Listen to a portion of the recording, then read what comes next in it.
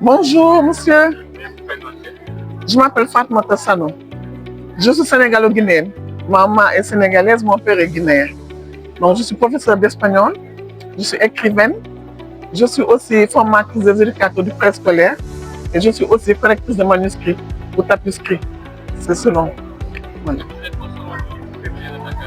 Oui, donc, en tant qu'invité d'honneur, parce que je vis en Guinée, donc je suis au salon du livre féminin organisé par l'agence culturelle.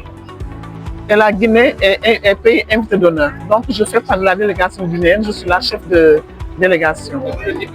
Et je suis écrivaine. Au moins 8 ans, bon, vous allez voir quelques-unes ici. Voilà, celle-là, je l'ai écrite pour les enfants. Ça s'appelle Des histoires et des devinettes pour les enfants. Donc il y a même une méthodologie sur comment raconter une histoire aux enfants. Et c'est des thèmes tirés de la maternelle, du préscolaire, autour de la famille, le corps humain, etc. Et ça, c'est un autre livre que j'ai écrit qui s'appelle Sori l'enfant talibé. Un enfant talibé en plein Covid. Hein? J'en ai écrit encore d'autres. Et celui-là aussi pour la jeunesse. Mon oncle au collège, une jeune fille qui doit faire son examen d'entrée en 6e et qui perd son grand-père paternel la veille. Il y a aussi ce livre-là qui a gagné un prix en 2016 à la journée du livre francophone à Abidjan, le manuscrit francophone. Donc voilà, là c'est des histoires extraordinaires et fantastiques, prisées dans notre patrimoine. Voilà. Il y a d'autres livres encore, et puis celui-là, oui, environ 8. Et celui-là, c'est un livre collectif sur le Covid aussi, le témoignage de la Guinée. Oui, oui. Par exemple, là, j'avais un autre livre qui s'appelle Ne laisse pas causer pour mon cercueil. Donc, c'est déjà fini. Et là aussi, au moins sur chaque livre, j'ai pu en vendre au moins 2, 1 par-ci. Ah là, c'est une très belle idée parce que, vous savez, nous sommes beaucoup d'écrivains, nous écrivons beaucoup, mais on n'est pas connus.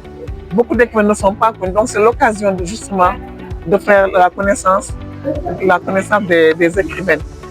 Voilà, et nous ne pouvons que remercier Madame Aminata Seck pour cette idée géniale qu'elle a d'organiser ce salon-là, rien que pour les femmes. Ça nous permet vraiment de dire tout ce que nous avons sur le cœur et puis d'inviter les gens à mieux nous connaître et à avoir le courage de lire, en fait, parce que beaucoup de personnes ne lisent plus, de lire et de savoir de quoi nous parlons dans nos œuvres. Et aussi, nous faisons tout pour que les gens comprennent la vie que les femmes mènent. Parce que beaucoup de femmes souffrent mais n'osent pas parler. Donc nous parlons à la place de ces femmes-là. Le thème, par exemple, les violences, ça c'est sûr parce que beaucoup de femmes souffrent de cela, des filles aussi. Le viol, l'excision, et puis le mariage, parce que les devoirs et les devoirs du mariage. Et même de nos jours aussi, la pédophilie, parce qu'il y a beaucoup d'enfants qui souffrent dans les familles même de ce mal-là. Donc il y a beaucoup de thèmes comme le lévira, les problèmes de la polygamie, parce que beaucoup disent que la polygamie a des bons côtés, c'est vrai. Mais pourquoi est-ce que la polygamie a des mauvais côtés? Tout cela aussi on en discute et puis on invite les parents à mieux réfléchir sur cela et à savoir que la polygamie a des bons côtés, mais il faut savoir comment la gérer, effectivement.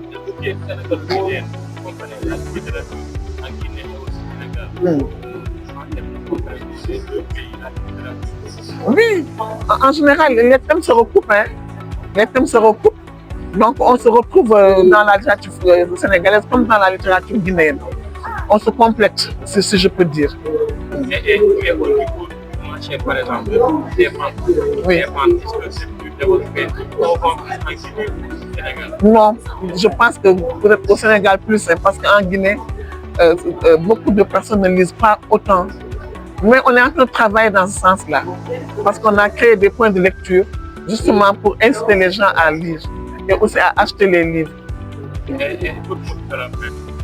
Le mot de la fin, c'est que nous avons vraiment été contentes d'être ici et on a rencontré de très belles âmes Et nous encourageons Mme Aminata Seck vraiment à continuer sur cette lancée-là, à ne pas se décourager, parce qu'elle fait un travail merveilleux pour le livre, pour faire connaître le livre, pour faire connaître les œuvres féminines. Oui, oui, effectivement, parce que quand on préparait le voyage, nous avons été épaulés par le ministère de la Culture, notre ministre Moïse Zilla, et sa conseillère, Mme Néné Marie, ainsi que le directeur du CELPAC, ainsi que le directeur du FODAC. Donc Malik Kébé, M. Biavogui, Mme Bari et notre ministre Moussa Moïse Zilla. Donc ils sont mobilisés, ainsi que le président des écrivains et écrivaines de Guinée, M. Itala Fadama Kourma.